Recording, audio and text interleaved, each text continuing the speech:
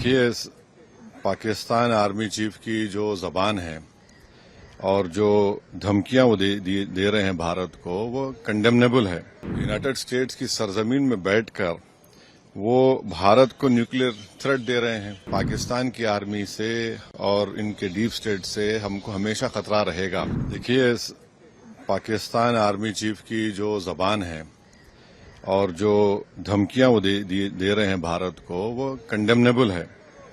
और अफसोसनाक बात यह है कि भारत यूएस का एक स्ट्रेटेजिक पार्टनर है और यूनाइटेड स्टेट्स की सरजमीन में बैठकर वो भारत को न्यूक्लियर थ्रेट दे रहे हैं और बिल्कुल ही एक सड़क छाप आदमी की तरह की जबान इस्तेमाल कर रहे हैं।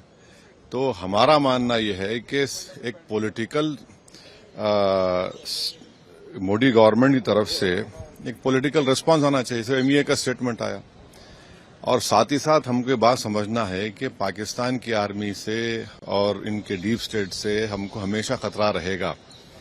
इसके लिए हमको अपनी जो डिफेंस बजट में जो हम लोग कम खर्चा कर रहे हैं उसको बढ़ाना पड़ेगा ताकि हम तैयार रह सकें। उत्तर प्रदेश में तो उनको खुली छूट दी गई है कि जो कोई भी मुसलमानों से रिलेटेड हिस्टोरिकल, कल्चरल, रिलीजियस जगह होगी, उस पर आप किसी भी किस्म से आप उस पर हमला कर सकते हैं। कानून का इस्तेमाल जो है ना, मजहब को देखकर, पॉलिटिकल आइडियोलॉजी को देखकर इस्तेमाल किया जा रहा है। तो जाहिर है, तो ये तो एक बेहतरीन मिसाल है मुसलमानों से हेटरेट की और उनको अप्रेस करने की।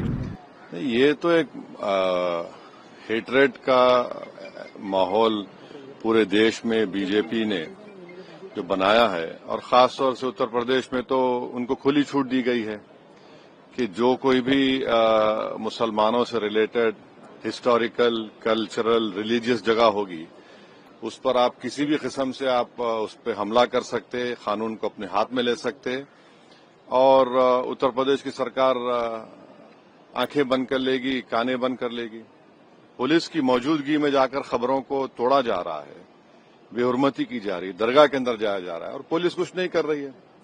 अगर वही लोग मुसलमान समाज के होते तो क्या होता, आप खुद सोचिए। तो कानून का इस्तेमाल जो है ना, मजहब को देखकर, पॉलिटिकल आइडियोलॉजी को देखकर इस्तेमाल किया जा रहा है। तो जाहिर है, तो ये तो एक बेहतरीन मिसाल है मुसलमानों से हेटरेट की और उनको अप्रेस करने की, जो उत्तर प्रदेश में हुआ है कि दरगाह पर हमला, खबरों को तोड़ना।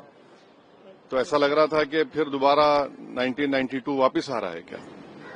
1991 लॉ का आप फिर से एक बार हम देख रहे हैं कि टूटना हो रहा है। 1991 लॉ का बेसिस ऑफ वर्शिप एक्ट, हाँ, एक बार फिर से वायलेशन हो रहा है। नहीं, वो वायलेशन तो है, मगर पुलिस की मौजूदगी में इनको कैसे इजाजत दी जा रही है। पुलिस क्या कर रही थी वहां पर? पुलिस के सामने खबरों को हमला तोड़ा जा रहा है, नुकसान किया जा रहा है, दरगाह के अंदर घुसकर उसकी तकद्दुस को पामाल किया जा रहा है। और आस्था क्या है फिर? आपकी आस्था किस में है? आपकी आस्था ना रूल ऑफ लॉ में है, ना आपकी आस्था प्रदेश को पीसफुल रखने में, बल्कि आप तो सिर्फ एक ही वन पॉइंट है, चाहे आसाम हो, यूपी हो, मुसलमानों को टारगेट किया जाए, बुलडोजर को इस्तेमाल किया जाए, बेघर किया जाए, या किसी मस्जिद दरगाह पर आप हमले कर दीजिए, या फिर बाद में कह दीजिए कि नहीं यहाँ पर वो आक्रामककारी आए थे और ऐसा हो गया, ये हो गया। तो ये एक बेहतरीन मिसाल है जुल्म की।